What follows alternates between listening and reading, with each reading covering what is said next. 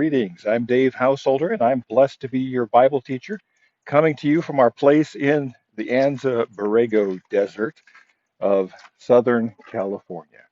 And I'm going to be looking at the end of First John 1.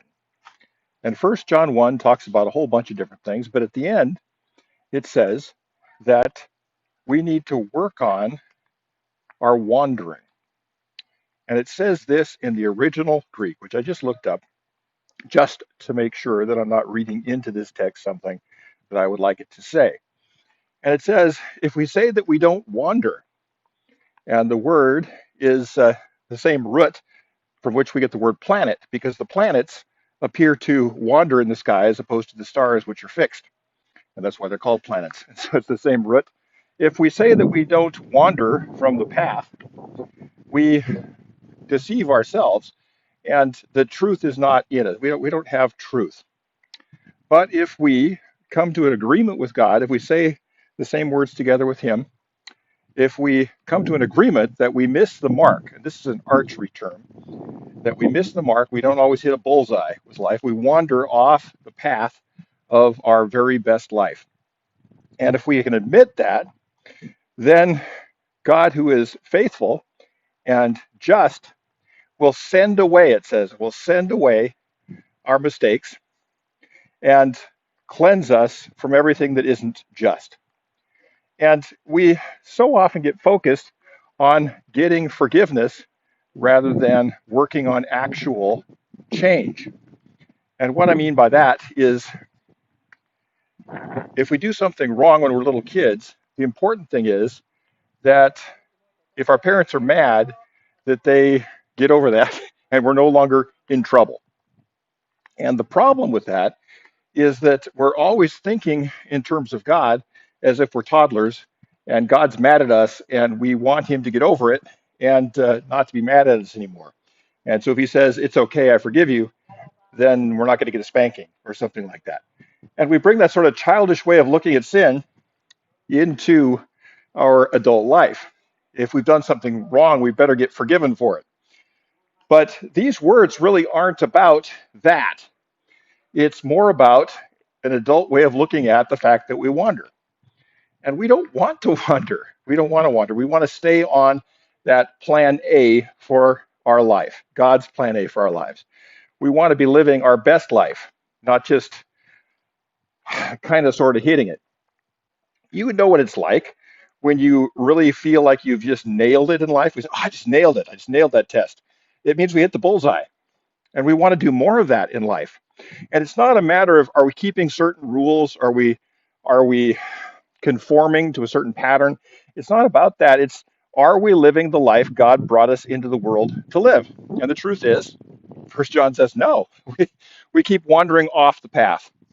And when we wander off the path, if we're honest about that, it's not a matter of just getting forgiven. So, God, I wandered off the path. Can you forgive me? It's okay. I won't hurt you this time. I won't smite you. It's not about that. It's about God wanting us to nail it, to get, just to hit life and do it right. And He keeps giving us new chances to do that. And He wants to work with us to cleanse us from everything that isn't just. He wants us to be better archers, to hit the mark more often, to wander less often, and to nail it in life, to get out there. And if we're perfectionists, we're going to have a real hard time with that, because perfectionism is the enemy of improvement. If you want to learn how to do something, let's say archery, let's say any skill, piano, whatever, if you're a perfectionist, you're never even going to get started because you're going to be afraid to make a lot of mistakes. And life is hard, and we can't be afraid of it. We have to get out there and give it a shot. Martin Luther, 500 years ago, said, sin boldly, at least try to get your life moving. Don't just sit there cowering that you might make a mistake. And he's not encouraging us to sin. That's not the point. He says, don't be afraid of making mistakes. So it's about hitting the mark with our lives. What has God given us for a purpose? What is that thing that you cannot not do, that calling in your life, that thing that you want to nail, you want to hit it? And if you want to improve at that, it's going to be gradual. You're just going to get a little bit better all the time. And I always ask myself, how can I do just a little bit better How can I understand the Bible a little bit better? How can I teach a little bit better? Be a little bit more helpful, a little bit more kind, a little bit more on track in life. And that's what this passage is about. So I'd encourage you to get up every day and say, Lord, there are times when I wander. And it's not about you keeping score and you erasing the score once in a while just to make me feel good. No, it's about you wanting me to thrive in life. It says in John 10, verse 10, that the Good Shepherd comes to give us life and give it abundantly. That's what the Lord wants for us. So get out there and live boldly and ask yourself, what did God make me to do? What did He create me to do? How would He delight if I did certain things?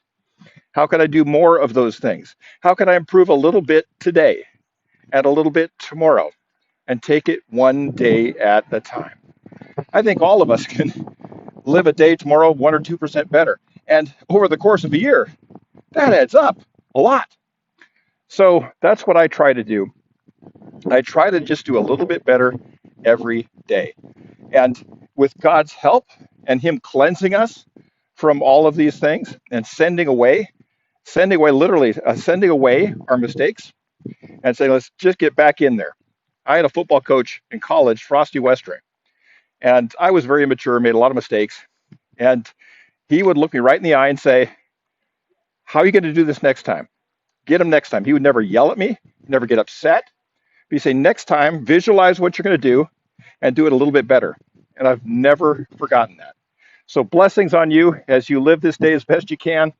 Remember, it's not about God keeping score. It's about us thriving and nailing it in life. Blessings on you, and I'll talk to you again tomorrow.